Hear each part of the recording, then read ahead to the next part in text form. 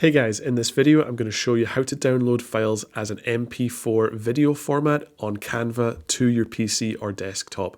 So if this video has been helpful, I would really appreciate a like and subscribe to this channel. Let's get into the video. So guys, basically I've drag and dropped this video into Canva, and let's just say that you're all finished and you want to download the file. You can come up here to the share button and then go down to download, press download. And because we've got a video in the design, Canva is suggesting we download this as an MP4 video file format, and then come down here, press the purple download button, and then give Canva a little second to actually process the download.